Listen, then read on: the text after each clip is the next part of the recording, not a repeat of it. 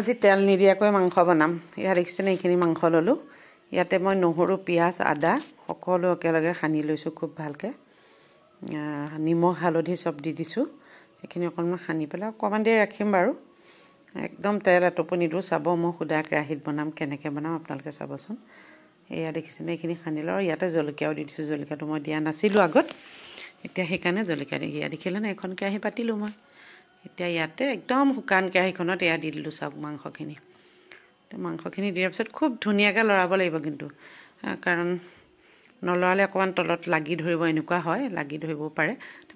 অকণমান জুইটো বঢ়াই লৈ মানে খুব লৰাব লাগিব আৰু প্ৰথমতে ভালকৈ, তেতিয়া তলত নালাগে আৰু লাগি নধৰাকৈ লৰাই থাকিব লাগিব।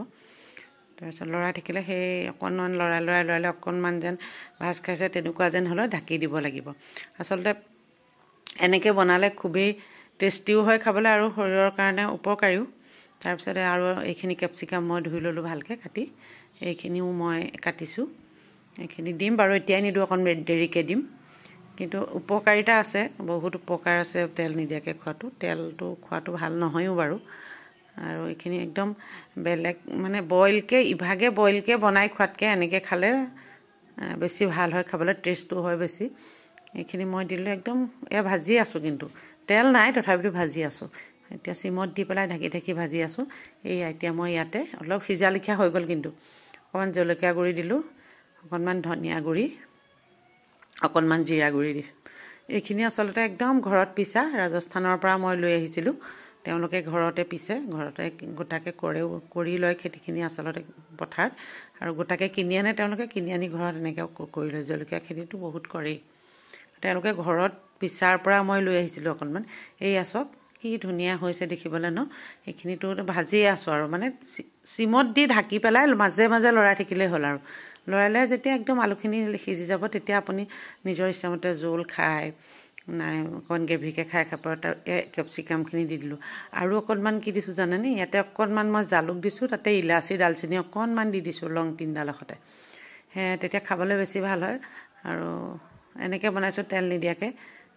অকণমান পানী দিলোঁ বাৰু, অকণমান পানী দিলোঁ, বেলেগ জোল নাথাকে, অকল এইটোৱে খাম আমি, সেইকাৰণে অকণমান পানী দিলোঁ। লাষ্টত মই অকণমান ধনিয়া দি দিছোঁ। খুব উপকাৰী হয়, এনেকৈ খাবচোন, খুবেই উপকাৰী। আৰু কেপচিকামখিনি দেৰিকৈ দিব, কাৰণ একেবাৰে সিজি গুচি গ'লে খাই ভাল নালাগে, টেষ্টটো নাথাকে। আৰু চিমত বনাইছোঁ, চিমত বনালে অকণমান খাবলৈ এনেও ভালেই হয় খানাটো, কম জুইত বনালে। কম জুইত বনাইছোঁ, অকণমান সময় লাগিব, বহুত বেছিও নহয়, সময় নালাগে। খাবচোন এনেকৈ বনাই। মই বনোৱা ডিজাইনত চাওক আমাৰ হৈ গ'ল। খাব দেই, খাই কেনেকুৱা পালে জনাব। মই এনেকৈয়ে বনালোঁ বাৰু।